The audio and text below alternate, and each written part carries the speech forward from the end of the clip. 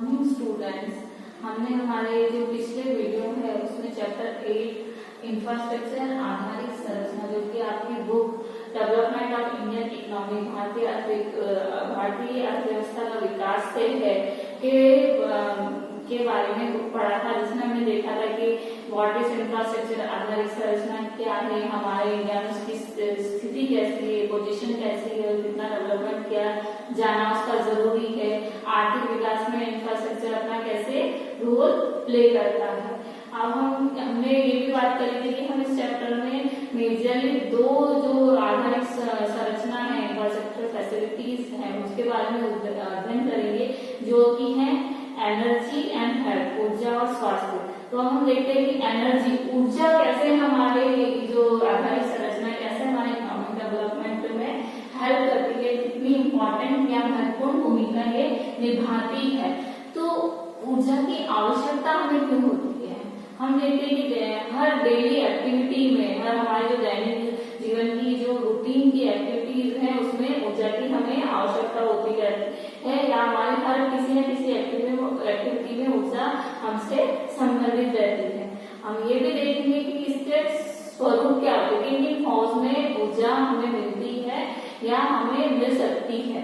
तो इस चैप्टर में हम ये देखेंगे कि ऊर्जा एक आधारिक संरचना किसी भी कंट्री के इकोनॉमिक डेवलपमेंट में सबसे मेजर इम्पोर्टेंट रोल प्ले करती है, बहुत ही महत्वपूर्ण भूमिका निभाती है, क्योंकि बिना ऊर्जा के किसी भी सेक्टर का डेवलपमेंट संभव नहीं है, ना ही प्रोडक्शन संभव है, ना ही हमारी कोई एक्टिविटी संभव है। क्योंकि हम चाहे फैन ऑन करें तो उसमें हमें इलेक्ट्रिसिटी चाहिए, कोई आप घर में एक्टिविटी करें, खाना बनाए उसमें इलेक्ट्रिसिटी चाहिए, जिसके डिफरेंट फॉर्म्स होते हैं। हमारी इंडस्ट्रीज, जो बड़ी बड़ी इंडस्ट्रीज है जो इकोनॉमिक डेवलपमेंट में अपना रोल प्ले करती है, उनके डेवलपमेंट में भी एनर्जी का सबसे बहुत इंपॉर्टेंट रोल होता है। तो ये इंडस्ट्री हो, चाहे एग्रीकल्चर सेक्टर हो, चाहे कोई और सेक्टर, सब में इलेक्ट्रिसिटी की बहुत ही जरूरत होती है। हमारे जो एग्रीकल्चर है उससे रिलेटेड जो एक्टिविटीज हैं, क्षेत्र हैं, जैसे उसमें जो खाद है, फर्टिलाइजर्स हैं या पेस्टिसाइड कीटनाशक हैं, या जो एग्रीकल्चर इक्विपमेंट है सबके यूज के लिए और इन सबसे उत्पादन के लिए या ट्रांसपोर्टेशन में यूज के लिए जो इलेक्ट्रिसिटी का बहुत बड़ी मात्रा में यूज होता है। चाहे हम पेस्टिसाइड ले लें, कि खाद ले लें, कृषि उपकरण ले लें या ट्रांसपोर्टेशन यातायात ले लें, उसमें ऊर्जा जो है बहुत ही ज्यादा मात्रा में यूज की जाती है, बहुत ही ज्यादा हाई स्तर पर हम कह सकते हैं, हाई लेवल पे यूज की जाती है। इसके अलावा हम जो घर की एक्टिविटीज होते हैं, जो खाना बनाना है या घर में रोशनी करनी है, इसके अलावा जो दैनिक जीवन में एक्टिविटीज होती है, इसमें कहीं ना कहीं ज्यादा या कम रूप में हमें ऊर्जा की आवश्यकता होती है। भोजन बनाना है, हमें गैस की जरूरत है, गैस भी एक तरह की एनर्जी है। रोशनी करनी है तो इलेक्ट्रिसिटी की जरूरत है, ये भी एक एनर्जी का रूप है, फॉर्म है। तो डिफरेंट फॉर्म्स में हमें किसी न किसी एक्टिविटी के लिए ऊर्जा की आवश्यकता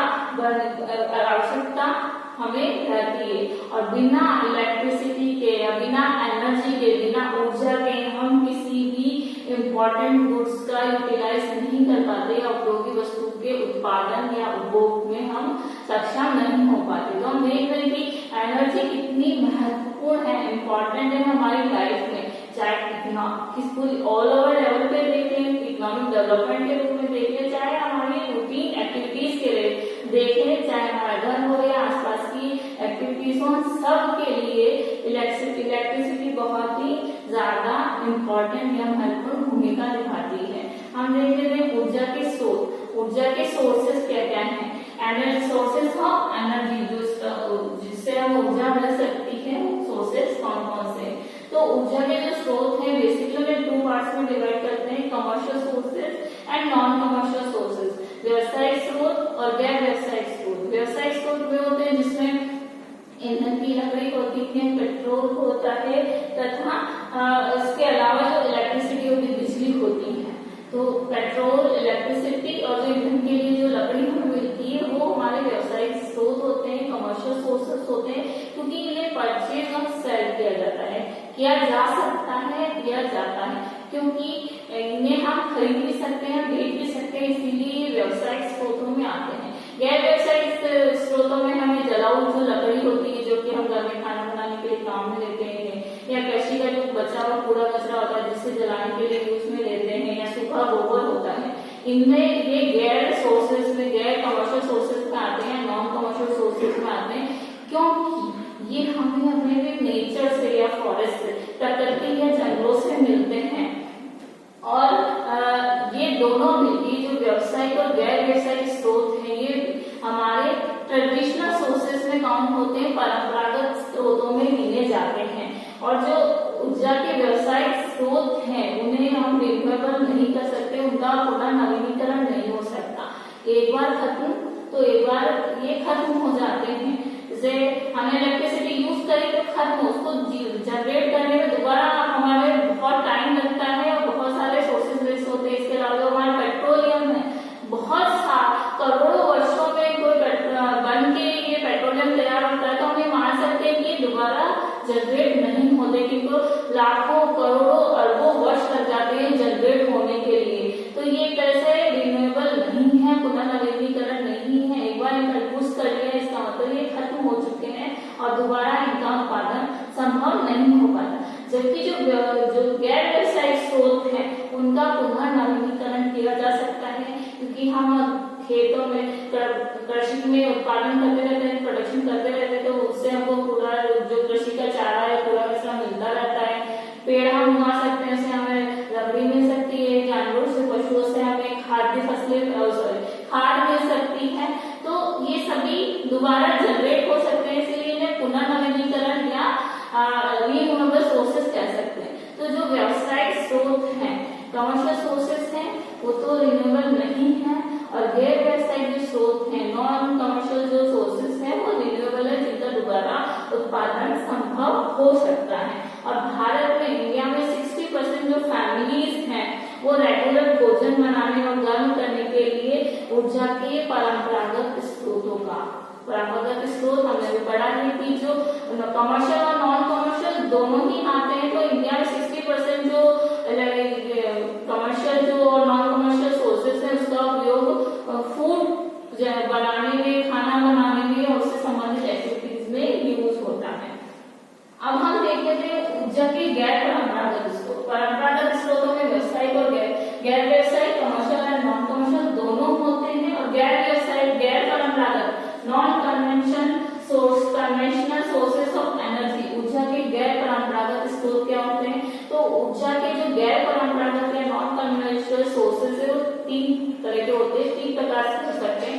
सबसे पहला होता है सोलर एनर्जी, सौर ऊर्जा, ये गैर परंपरागत स्रोतों के अंतर्गत आता है। दूसरा होता है पवन ऊर्जा, पहली सौर ऊर्जा, दूसरी पवन ऊर्जा जिसे कि विंड एनर्जी बोलते हैं, तीसरी है ज्वार ऊर्जा जिसे कि टाइडल एनर्जी बोलते हैं। चूंकि एक इंडिया ट्रॉपिकल कंट्री है, उष्ण कटिबंधीय प्रदेश है, इसीलिए इंडिया में इन तीनों एनर्जी को जनरेट करने के लिए बहुत सारे जनरेट करने के लिए बहुत सारी पावर है या उत्पादन करने की क्षमता है। क्योंकि यहाँ पे, क्योंकि ट्रॉपिकल कंट्री है तो हवा, कुछ स्टेट्स ऐसे जहाँ हवा ज्यादा चलती, पवन ज्यादा चलती, तो उससे विंड एनर्जी जनरेट की जा सकती है। कहीं पर गर्मी ज्यादा बढ़ती तो वहाँ सोलर एनर्जी जनरेट की जाती है। टाइडल, क्योंकि समुद्र के आसपास है टाइडल से, तो टाइडल एनर्जी उससे जनरेट की जा सकती है। तो इंडिया में एक ऐसे कंट्री को, ट्रॉपिकल कंट्री होने के नाते इन तीनों एनर्जीज को प्रोडक्शन करने की पावर इंडिया के पास है। बस यही है कि इंडिया को इन सभी का प्रॉपर प्रोडक्शन करने के लिए अपने रिसोर्सेज को ज्यादा से ज्यादा और अच्छे से यूटिलाइज करना होगा। इसके लिए हमें जो है बिल्कुल चीप कॉस्ट की टेक्नोलॉजी का इस्तेमाल करना होगा और इन चीप कॉस्ट टेक्नोलॉजी का प्रोडक्शन भी करना होगा। क्योंकि हम बाहर से टेक्नोलॉजी परचेज करते तो हमारी कॉस्ट भी बढ़ती है। अगर ये टेक्नोलॉजी इन चीजों के डेवलपमेंट के लिए हमारे इंडिया में ही करें तो ये हमें सस्ती पड़ेगी। तो हमें जरूरत ये है कि हम सस्ती टेक्नोलॉजी, सस्ती प्रौद्योगिकी या चीप टेक्नोलॉजी का विकास करें, जिससे कि इस रिसोर्सेज, गैर परंपरागत जो स्रोत है, जो पवन ऊर्जा, सौर ऊर्जा, जो ज्वारीय ऊर्जा है, टाइडल एनर्जी है, उसके डेवलपमेंट में हम बाकी कंट्री से काफी आगे बढ़ सकते हैं। अब हम देखते हैं कि जो व्यावसायिक ऊर्जा है, कमर्शियल जो एनर्जी, उसके कंजम्पशन ट्रेंड्स क्या है। Consumption patterns of commercial energy, व्यवसायिक ऊर्जा के स्रोत। तो हमारी जो भारत है, भारत देश में एनर्जी के टोटल कंजम्पशन का, कुल उपभोग का लगभग 74% व्यवसायिक ऊर्जा से पूरा होता है। इसमें हमने पढ़ा था व्यवसायिक ऊर्जा में पेट्रोल आया, आपका इलेक्ट्रिसिटी आए, एंड जो ईंधन के लिए जो लकड़ी होती है वो। तो 74% कंजम्पशन व्यवसायिक कमर्शियल ऊर्जा का होता है। इसके अलावा इसमें कमर्शियल ऊर्जा के प्रोडक्शन में सबसे इम्पोर्टेंट होता है लिग्नाइट, जो कि एक कोल है, कोयला है, जिसका इसमें भाग 74% होता है। एनर्जी डेवलपमेंट में व्यवसायिक ऊर्जा का उत्पादन करने में कोयले का जो रेशियो होता है वो 74% होता है। हम जो कमर्शियल एनर्जी इसका टोटल 74% यूज करते हैं, और उसमें भी जो कोयले से जो उत्पादन होता है, जिससे उपभोग करते हैं, उसमें लिग्नाइट जो कोयला है उसका 74% हम यूज करते हैं, ऐसा कॉन्ट्रीब्यूशन रहता है। इसके अलावा ऑयल का 10%, नेचुरल गैसेस का 9%, एंड जो वाटर एंड इससे रिलेटेड जो रिन्यूएबल सोर्सेस है उसका 7% है। तो ऑयल का 10%, नेचुरल गैसेस प्राकृतिक गैस का 9%, और वाटर या उससे रिलेटेड रिन्यूएबल जो सोर्सेस है उससे 7% हम एनर्जी जनरेट करते हैं, ऊर्जा का नवीनीकरण करते हैं, और इससे हम यूटिलाइज करते हैं इससे संबंधित। तो जो गैर व्यवसायिक ऊर्जा के स्रोत हैं, नॉन कमर्शियल जो एनर्जी है, जिसमें कि जो जलाने के लिए जो लकड़ी है, या गोबर है, या कृषि का जो बचा कुचा चारा है, कूड़ा कचरा जिसे हम मानते हैं, भारत में कुल उसका उपभोग स्तर 26% है, 26% उसका अंश है। और ऊर्जा जो क्षेत्र है उसकी विशेषता, जिसका अर्थव्यवस्था से संबंध, मतलब भारत की जो इकोनॉमी है, ये सब तो हम इतना परसेंट तो कंजम्पशन है ही हमारा, लेकिन इंडिया की जो इकोनॉमी है उसका सबसे बड़ा एक इम्पोर्टेंट क्वालिटी क्या है या ड्रॉबैक कह लें, कुछ भी कह लें, कि हमें पेट्रोलियम के लिए और उससे संबंधित प्रोडक्ट्स के लिए इंपोर्ट्स पे डिपेंडेंट रहना होता है, क्योंकि इसका प्रोडक्शन, जो पेट्रोलियम का जो प्रोडक्शन है हमारी कंट्री में, आप मान के चलिए 0 के बराबर है। कुछ एक सेक्टर्स में मिले हैं, लेकिन वो इतना नहीं है। तो हमारे जो कंट्री को बहुत ज्यादा पेट्रोलियम बाहर से इंपोर्ट करना पड़ता है। हमारी अर्थव्यवस्था की, इकोनॉमी की बहुत बड़ी क्वालिटी मान ले, या हम एक तरह से कह सकते हैं कि हमारे देश में इसका उत्पादन संभव नहीं है, तो हमें इसको बहुत बड़ी मात्रा में आयात करना पड़ता है। इसे हम ये देखते हैं कि जो कंजप्शन है, ट्रेंड्स है, उसका डिफरेंट सेक्टर्स में क्या कॉन्ट्रीब्यूशन है। तो हम सबसे पहले देखते हैं कि जो ट्रेंड्स है, sector share of CEC, consumption of energy in commercial sources. जो कमर्शियल सोर्सेस में जो एनर्जी का कंजप्शन है उसकी बात करें, जो परसेंटेज में दे रखा है, जो कि डिफरेंट सेक्टर्स है। क्षेत्र का विवरण हम देखते हैं, तो हमारे जो सेक्टर है, हाउस होल्ड, जो घरेलू, घर के लिए जो ऊर्जा का कंजप्शन होता है, एनर्जी का कंजप्शन होता है, जहाँ 1953-1954 में 10% था, वो 2017-18 में कितना हो गया, तो 24%। मतलब धीरे धीरे हमारा हाउस होल्ड एक्टिविटीज में हम बहुत ज्यादा कंजप्शन कर रहे हैं एनर्जी का। इसके अलावा एग्रीकल्चर सेक्टर, जहाँ 0 बनता, मतलब था ही नहीं, 1953-54 में मान के चले था ही नहीं, वहां पे अब 18% हम एनर्जी का यूज करते हैं एग्रीकल्चर सेक्टर में प्रोडक्शन करने के लिए, कृषि क्षेत्र में। इंडस्ट्री, जहाँ पहले 40% था 53-54 में, वो अब 17-18 में 42% हो गया। मतलब लगभग समान ही है, फिटनेस में ज्यादा चेंजेस नहीं आए। तो हमें और ज्यादा चेंजेस की जरूरत है। ट्रांसपोर्टेशन, परिवहन में पहले जब 53-54 में ज्यादा इलेक्ट्रिसिटी या एनर्जी की जरूरत होती थी, वो अब नहीं के बराबर हो गया, क्योंकि ट्रांसपोर्टेशन में आप इतने डिपेंडेबल सेल्फ ऑटोमेटिकली व्हीकल्स का यूज करने लग गए हैं, जिससे कि इसका जो यूज है बहुत ही कम हो गया है, नहीं के बराबर होने लग गया है परिवहन में। और दूसरी जो अन्य एक्टिविटीज है, जिसमें हम तेल मान ले, गैस मान ले, या दूसरी ये जिनका जो प्रोडक्शन है ये 5 से 15 हो गया। मतलब दूसरी एक्टिविटीज में भी इनके थ्रू जो उत्पादन का उपभोग जो हम करते हैं वो 5 से बढ़कर 15% हो गया। मतलब 70 इयर्स में एनर्जी का कंजप्शन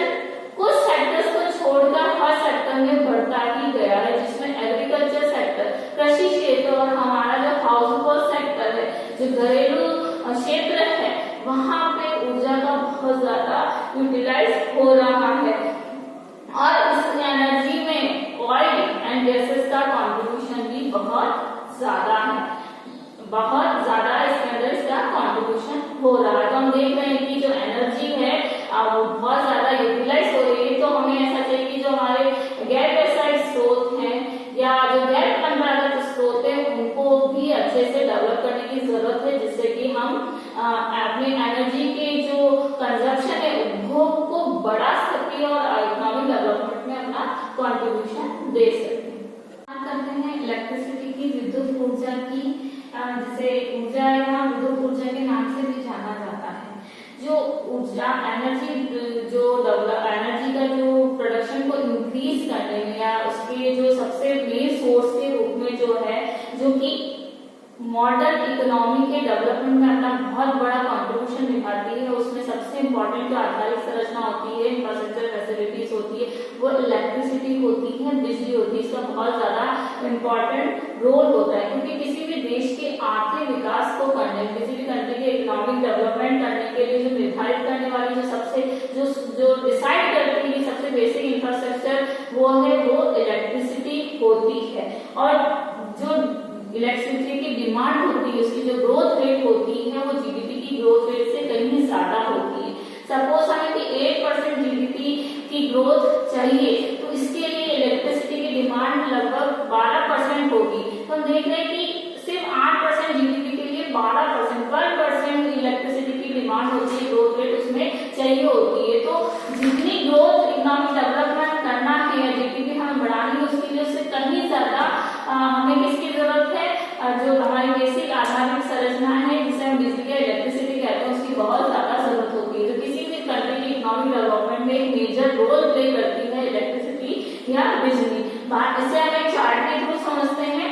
इंडिया में 2018 में जो डिफरेंट सोर्सेज ऑफ इलेक्ट्रिसिटी के जो जनरेट करते हैं, उसमें सबसे ज्यादा रेशियो जो है थर्मल का, 82% जो रेशियो है वो थर्मल एनर्जी का होता है, जो कि हमारी ऊष्मीय एनर्जी भी कहलाती है।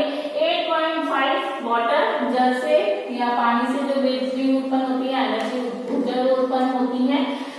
परमाणु न्यूक्लियर जो एनर्जी 2.5 कंट्रीब्यूशन है, और 7% जो है रिन्यूएबल है, जिसका पुनर्उत्पादन किया जा सकता है या पुनर्नवीनीकरण किया जा सकता है। तो हम देखते हैं कि हमारे जो बिजली का जो एनर्जी का जो प्रोडक्शन है, सबसे जो जनरेशन सबसे ज्यादा थर्मल पावर पे डिपेंड करता है, जिसके लिए हमारे इंडिया में कई जगह बहुत सारे प्लांट भी लगाए गए हैं। और सिर्फ 8.5% वाटर का और 2.5% न्यूक्लियर सेक्टर्स का है। भारत में जितनी भी इकोनॉमिक एनर्जी पॉलिसीज हैं, उसमें वाटर, एयर एंड सोलर, जल, वायु और ऊर्जा की जो स्रोत है उनको प्रोत्साहन देने की ज्यादा जरूरत है, क्योंकि इनसे हम बड़ी मात्रा में इलेक्ट्रिसिटी जनरेट कर सकते हैं। क्योंकि थर्मल पावर में हमारे क्या है कि नॉन रिन्यूएबल रिसोर्सेज है, जो कभी भी खत्म हो सकते हैं, उसके बाद हमें काफी मात्रा में परेशानी हो सकती है। तो जो जल, वायु और सौर ऊर्जा जो कि कभी खत्म नहीं होगी, तो इनसे इलेक्ट्रिसिटी जनरेट करने के लिए काफी हमारी जो एनर्जी पॉलिसीज होती है उसमें प्रोत्साहन या उनको एनकरेज किया जाना चाहिए। क्योंकि ये जो भी एनर्जी है, ये सोर्सेज जो है वाटर से या विंड से, इनसे जो एनर्जी हमें मिलती है वो जीवाश्म ईंधन पे नहीं आ रही, जिसमें हमारी ईंधन लकड़ी है या हमारे जो कोयला जिसे हम बोलते हैं, या पेट्रोलियम है या गैस है, उन पर डिपेंडेंट नहीं होती। और इससे कार्बन का एमिशंस भी होता, उत्सर्जन भी होता, तो पर्यावरण के लिए नुकसानदायक भी नहीं, क्योंकि चाहे जल ले लो, चाहे वायु ले लो, चाहे सौर ऊर्जा, ये हमें नेचर से मिलती है। तो जो नेचर से जो चीज, प्राकृतिक जो चीज हमें मिलती है, कभी भी हमारे एनवायरमेंट को नुकसान नहीं बनाती। जबकि जो थर्मल एनर्जी है, जो कि जीवाश्म, पेट्रोलियम, गैस, इससे काफी मात्रा में कार्बन एमिशन होता है, जिससे कार्बन उत्सर्जन होता है, जिससे हमारे एनवायरमेंट को बहुत ज्यादा नुकसान पहुंचता है, हमारे हेल्थ को भी बहुत ज्यादा नुकसान होता है। तो हमें चाहिए कि इन तीनों जो वाटर, एयर एंड विंड जो सोर्सेस है, उससे ज्यादा उत्पादन हम कर सकें। और बिजली के सशक्तिकरण करने में, जो बिजली की जो पावर है उसके जो इम्पोर्टेंट जो सोर्स है, उसमें हमें हमारी जो न्यूक्लियर एनर्जी है, परमाणु ऊर्जा है, उसको भी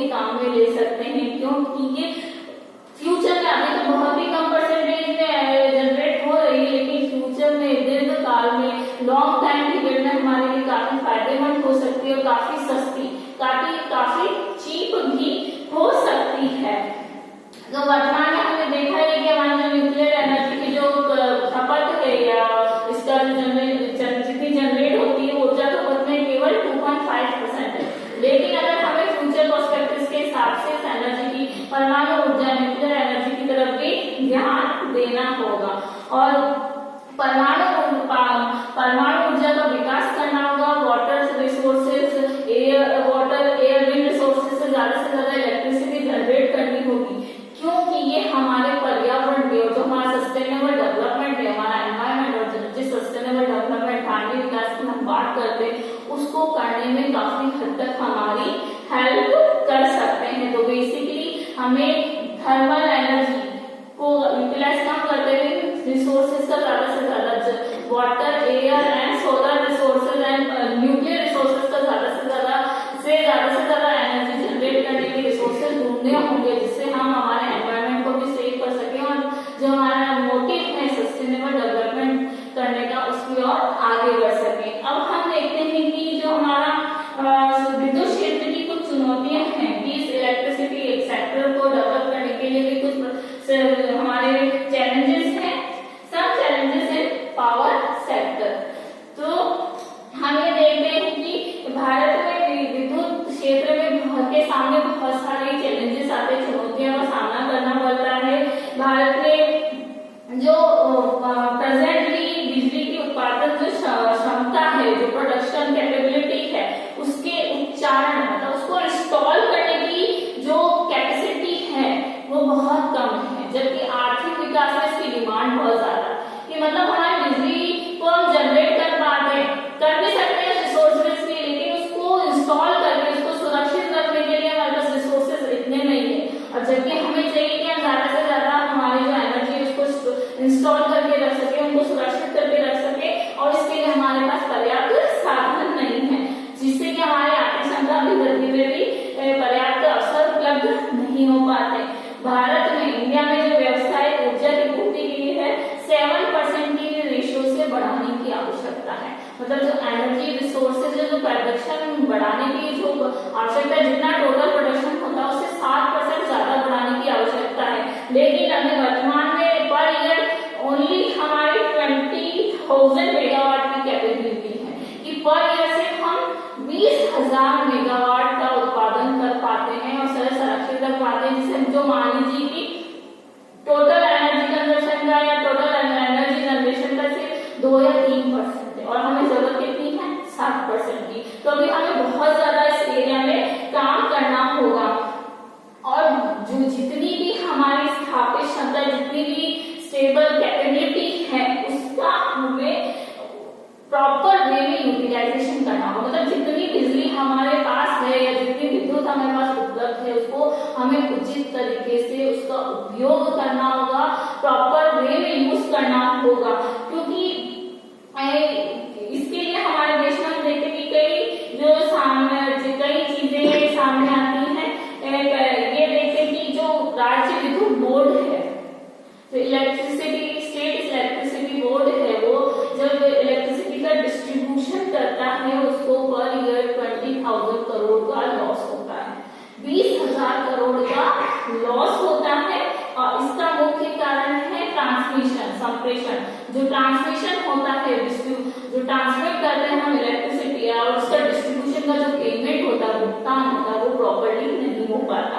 और इसके अलावा जो इलेक्ट्रिसिटी की अनफेयर प्राइसेस हैं, बिजली की अनुचित कीमतें हैं वो है, या अनएफिशिएंसी है, किसानों को जो बिजली वितरण किया जाता है या इलेक्ट्रिसिटी दी जाती है फ्री में दे दी जाती है, या उनसे कोई पेमेंट हमें वापस मिलता नहीं है, लोग हमारा बिजली का जो पेमेंट है वापस दे नहीं पाते, तो उससे भी कई प्रॉब्लम्स का सामना करना पड़ता है। या फिर बिजली की चोरी हो जाती है, इलेक्ट्रिसिटी की चोरी हो जाती है, तो ये भी एक बहुत बड़ी चुनौती है कि एक तो हम उत्पादन बहुत कम आता है, हम स्टोर नहीं कर पाते, दूसरा इसका जो प्रॉपर डिस्ट्रीब्यूशन नहीं है, हमें पेमेंट सही नहीं आ पाता, तो इस एरिया में हम डेवलपमेंट ज्यादा नहीं कर पाते। इसके अलावा जो थर्ड चुनौती हम कह सकते हैं कि पहले तो हमने देखी कि प्रोडक्शन का, हमने दूसरी ये देखी कि इसका अनफेयर मींस में या इसका अनुचित उपयोग नहीं हो पाता, अनुचित उपयोग ज्यादा होता है। और थर्ड हम ये देख सकते हैं कि जो इलेक्ट्रिसिटी सेक्टर है इसमें प्राइवेट सेक्टर का कॉन्ट्रीब्यूशन कम है, निजी क्षेत्र बहुत कम भूमिका निभाता है। इसके साथ ही फॉरेन इन्वेस्टमेंट, विदेशी निवेश भी बहुत ही ज्यादा कम है। तो ये कम है तो हम और ज्यादा डेवलपमेंट करने में बहुत सारी प्रॉब्लम्स आती हैं। इसके अलावा जो भारत के डिफरेंट पार्ट्स में बिजली की है ना खपत है, इलेक्ट्रिसिटी